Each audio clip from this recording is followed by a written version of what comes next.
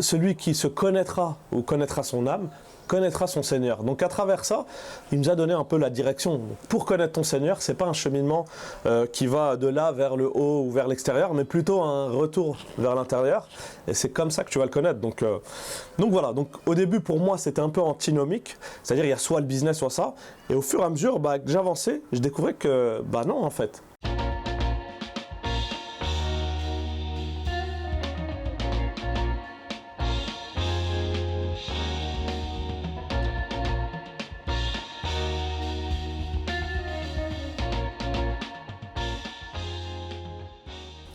Aïssam Znati, bonjour. Bonjour. Merci d'avoir accepté mon invitation. Merci à toi de me recevoir. On se retrouve aujourd'hui pour une chaîne YouTube qui s'appelle Lumière et Cheminement. L'objectif aujourd'hui étant de présenter des cheminants passionnés par leur activité. Et en ta qualité d'entrepreneur, je vais te demander de te présenter en quelques mots. Je m'appelle Aïssam, j'enseigne l'entrepreneuriat et la stratégie d'entreprise en école de commerce et école d'ingénieur. Et en parallèle à ça, je suis entrepreneur et j'ai à mon actif 2 sociétés qui ont été créées. Ok, quel genre de société? Alors des startups, c'est-à-dire que je me focus sur ce modèle d'affaires plutôt que le modèle PME conventionnel. Pourquoi? Faut savoir qu'une start-up, c'est pas une PME conventionnelle. C'est-à-dire dans la manière d'avancer, de la manière de se développer, dans l'état d'esprit général, c'est pas le même. Et moi, j'accroche plus à l'état d'esprit start-up. Comment est-ce que tu es arrivé à l'entrepreneuriat? Alors ça a commencé lors de ma première expérience professionnelle. Donc j'ai commencé en tant que consultant chez un des plus gros cabinets du secteur, consultant en management. Et au début j'appréciais beaucoup, c'est-à-dire tu sais, quand on vient d'être diplômé, premier boulot, on met le costume, on est tout content, on commence à bien gagner sa vie. Mais au bout d'un moment, je t'avoue que je commençais à y aller à reculons et je sentais que j'étais pas à ma place. Et donc petit à petit, en fait, j'ai découvert que ma voie c'était l'entrepreneuriat. Petit à petit. Tu peux essayer d'expliquer un petit peu, étayer un petit peu cet élément? Oui. Alors déjà j'avais un peu de mal avec beaucoup de choses dans le milieu professionnel, plutôt on va dire toute l'organisation, la manière de faire, comment le positionnement de l'employé, comment mon temps était utilisé par d'autres. Et je t'avoue que du coup, j'ai commencé d'abord à chercher à postuler à d'autres types de jobs. Donc sortir un peu du monde du consulting pour aller vers d'autres métiers. Donc j'ai commencé à postuler à l'international, à chercher un peu partout. Et donc je me suis retrouvé à Dubaï. Donc, je me suis retrouvé à Dubaï et là c'était vraiment... c'était un autre monde quoi, c'était vraiment le gros kiff quoi, comme on dirait. C'est-à-dire que j'étais à l'étranger, j'ai eu la chance déjà à un très jeune âge de diriger la filiale d'un groupe français et j'avais 11 pays à développer. Voilà. Là, si tu veux, c'était pas encore entrepreneurial, mais ça m'a déjà donné un premier goût dans le sens où j'étais tout seul en fait et c'est moi qui gérais mon temps. C'est-à-dire que j'avais des objectifs et un marché à conquérir et vas-y. Et donc c'est ça qui m'a donné le goût en fait, c'est là où j'ai un peu commencé à trouver le goût pour l'entrepreneuriat. Concrètement, qu'est-ce que ça t'apporte au quotidien l'entrepreneuriat? Ce que ça m'apporte déjà dans un premier temps, c'est un sentiment de liberté. C'est-à-dire que j'ai le sentiment de pouvoir gérer mon temps, de pouvoir aller où je veux en fait. Et aussi, pour moi, c'est un peu une école de la vie. C'est-à-dire que j'apprends plein de choses chaque jour, j'apprends à me connaître moi-même et c'est ça que je trouve super intéressant dans l'entrepreneuriat. Tu apprends à te connaître par tes réussites, tes échecs, les défis qui se font face à toi, c'est ça? Oui, par tout ce que tu as cité, c'est-à-dire les réussites bien entendu, mais surtout les échecs. C'est-à-dire que lorsque tu vas échouer, tu vas te lancer dans un projet et admettons, tu vas te retrouver face à un mur, ta réaction déjà, ça serait un élément de connaissance sur toi-même en plus que tu n'avais pas avant. Et c'est à travers ces différentes étapes, mais tu me diras que même dans les réussites, tu apprends à te connaître parce que pour moi, je vais te donner un exemple qui va être un peu caricatural, je pousse la chose, mais pour connaître la fidélité de quelqu'un, en réalité, le meilleur moyen de savoir si une personne est fidèle, c'est de la mettre face à la tentation de l'infidélité. Et c'est là que tu sais. Parce que quelqu'un qui a toujours été préservé et qui n'a jamais été tenté, c'est facile, tu vois. Et ça, tu peux l'appliquer à toutes les valeurs. C'est une fois que tu as été face à la tentation et la facilité de la chose, et que tu regardes ta réaction, et c'est là où tu sais où tu en es, quoi. Quels ont été les principaux challenges auxquels tu as dû faire face en ta qualité d'entrepreneur, alors que ce soit à Dubaï ou ici en France? Il y en a eu beaucoup, mais si je devais en citer quelques-uns, c'est surtout des challenges humains, plus que commerciaux en réalité. Parce qu'au final, bah, le business, tu fais ce que tu as appris en école, tu fais ce que tu as appris dans ton expérience, ça marche ou ça marche pas, et si ça marche pas, t'améliores, etc. Donc en fait, on a une ligne toute tracée, une méthodologie. Donc c'est pas tellement ça, on va dire, là où c'est compliqué. Les vrais challenges, pour moi, ils ont été humains. C'est-à-dire, bah, la première chose, c'est m'autodiscipliner. Voilà. C'est-à-dire, j'ai du temps devant moi, j'ai des objectifs, mais j'ai personne derrière moi pour me pousser, pour me dire vas-y, vas-y, vas-y. Comment on fait, quoi? Et lorsque j'ai été livré à ça, je t'avoue que c'était pas simple parce que je pensais pouvoir gérer, mais bah, je me suis rendu compte que bah, tu te laisses vite aller. Et bah, c'est très bien, vu que tu en parles. Tes échecs les plus marquants, quels ont été-ils et qu'est-ce que tu as fait pour y faire face? Je peux t'en citer un que je trouve intéressant. J'ai créé une marque de parfum, Ouais. donc j'ai créé avec ma sœur. Et bon, parfum et cosmétique, hein, pas seulement parfumerie. Et en fait, on a très vite décollé. C'est-à-dire, on est tombé sur une niche. Et j'ai la chance d'avoir bah, du coup ma sœur qui était mon associé, qui gérait super bien tout l'aspect commercial en ligne, tout l'aspect e-commerce. Et de manière, c'était presque magique. Bah, on a eu une croissance qui était fulgurante, vraiment exponentielle. C'est-à-dire qu'on s'est lancé et très vite c'est monté.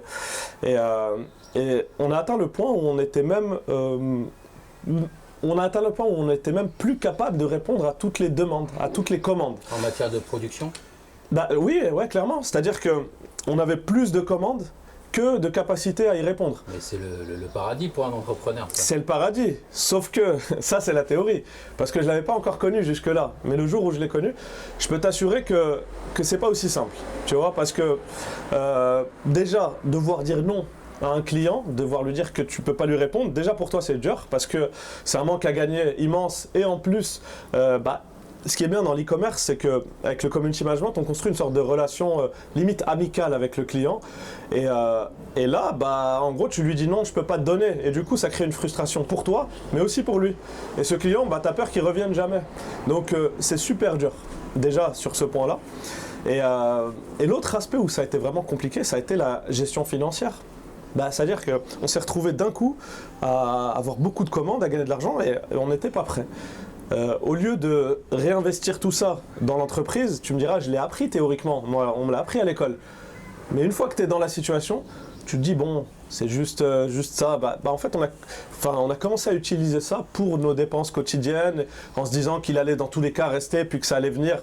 Sauf qu'il y a un moment où tu arrives à un point où tu dois réinvestir, et en fait, bah, t'as rien mis dans la caisse, t'as rien laissé.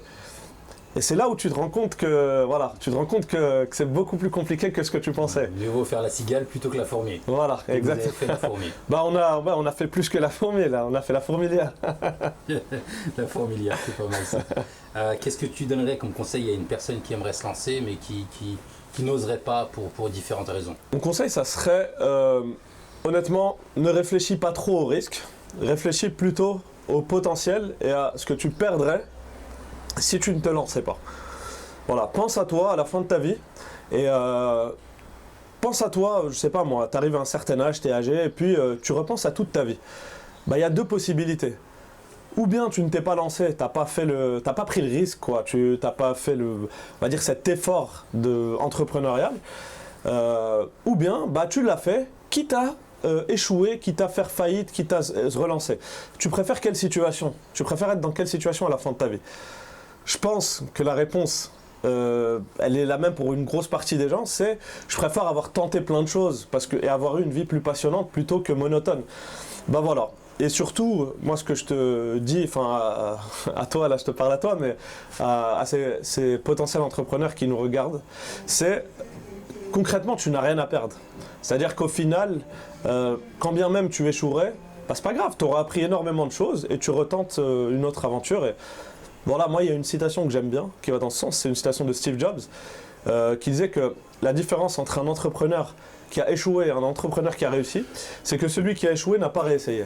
C'est aussi simple que ça. Accepte l'échec et lance-toi. Très bien, merci. On va, si tu le veux bien, aborder maintenant ton cheminement spirituel. Ouais. Est-ce que tu peux me dire comment est-ce que tu es arrivé à concilier ta vie d'entrepreneur et ton cheminement spirituel? Alors, au début, pour moi, c'était un peu antinomique. C'est-à-dire que j'avais une image du cheminement spirituel qui était un peu celle de l'ascète, dans sa grotte, enfermé, à faire du dhikr, et puis c'est tout, à manger très peu, à faire très peu de choses, etc. Ce que j'ai découvert et compris, c'est que le cheminement spirituel, ça peut être ça, mais ce n'est pas que ça. Le cheminement spirituel, c'est apprendre à te connaître, et à travers ça, connaître Dieu. C'est ça le but en fait, c'est le but même de notre création. À nous les musulmans, on sait que Allah nous dit dans le Coran « Et je n'ai créé les djinns et les hommes que pour qu'ils m'adorent ». Et l'interprétation de ça, c'est que pour qu'ils me connaissent. Parce que c'est à travers la connaissance que tu vas connaître Dieu. Et ça, maintenant la question qu'on peut se poser, c'est comment le connaître ? Comment ? Et le comment, le prophète nous a donné des pistes en nous disant, je suis désolé, je vais le dire en arabe, liman arafa nafsah, arafa rabbah. C'est-à-dire, celui qui se connaîtra ou connaîtra son âme, connaîtra son Seigneur. Donc à travers ça, il nous a donné un peu la direction. Pour connaître ton Seigneur, c'est pas un cheminement qui va de là vers le haut ou vers l'extérieur, mais plutôt un retour vers l'intérieur. Et c'est comme ça que tu vas le connaître. Donc voilà. Donc au début, pour moi, c'était un peu antinomique. C'est-à-dire, il y a soit le business, soit ça. Et au fur et à mesure que j'avançais, je découvrais que, non, en fait. Au contraire, sachant que le but, c'est de se connaître et revenir à sa réalité, arrête de te mentir à toi-même et de vouloir te mettre dans une réalité qui n'est pas la tienne. Moi, je ne suis pas un ascète. Je suis quelqu'un de normal qui vit avec le commun des mortels, dans une société capitaliste au XXIe siècle, etc. C'est ça ma réalité. Donc à partir de là, je dois rester dans ma réalité et ne pas essayer de me mettre dans la peau d'un ascète de je ne sais pas quel siècle, etc. Et donc c'est là où j'ai compris en fait que le cheminement spirituel, c'est d'accepter que Dieu t'a mis quelque part, et dans cet endroit, dans cette situation, ce monde dans lequel il t'a mis, tu fais avec ce qu'il t'a donné et puis tu chemines comme ça, tu apprends à te connaître comme ça. Et moi, ça a été l'entrepreneuriat. On parlait des échecs professionnels tout à l'heure. Est-ce que justement le fait de cheminer, le fait d'avoir cette mentalité, cet état d'esprit, l'idée selon laquelle Dieu est toujours présent et qu'il nous a prescrit déjà un futur, un avenir, est-ce que ça te permet en tant que chef d'entreprise de relativiser certains échecs notamment ? Oui, carrément. Non seulement tu les relativises dans le sens où tu les acceptes déjà, mais en plus, tu cherches à y voir le bon. C'est-à-dire que avant, dans un échec, je me le prenais de face et pour moi, c'était juste un échec qui me mettait soit dans la honte, dans l'autoflagellation et comme on dit, qui me mettait dans le trou, quoi. Et concrètement, en avançant, j'ai compris que cet échec, c'était une éducation pour moi. Et là, tout de suite, ton approche, elle est différente. Tu le prends plus juste comme un truc qui te dit t'es nul, mais tu l'acceptes plutôt comme un truc qui te dit regarde, t'es nul effectivement, mais le but c'est que tu le comprennes pour pouvoir t'améliorer. Il y a une sagesse derrière le fait que tu sois nul. Carrément, carrément. Ouais. Et quand je dis l'acceptation d'être nul, c'est pas se dire je suis nul, voilà, vas-y, je m'en fous. Non, c'est pas ça. C'est je suis nul et à travers cette nullité que tu découvres en toi dans tel ou tel domaine, elle est censée t'apporter de l'humilité et concrétiser le fait de comprendre que c'est par une grâce divine, quoi. Si tu peux devenir bon, c'est seulement par grâce divine, quoi. Et c'est ça qui est beau en fait, c'est que, et là tu comprends mieux le cheminement des compagnons, puisque on se demande parfois, on ne comprend pas comment ça se fait que tel compagnon du prophète avait autant, un tel niveau et une telle reconnaissance, on leur a même promis le paradis, etc. Et ils avaient tout le temps peur, ils se voyaient même comme des hypocrites ou autres, etc. C'est parce que eux, ils avaient accédé au plus profond d'eux-mêmes, ils se connaissaient tellement qu'ils voyaient leurs défauts, qu'ils voyaient leurs péchés, etc. Et ça, ils voyaient ça comme gros, alors qu'aux yeux des autres, ils sont tout en haut.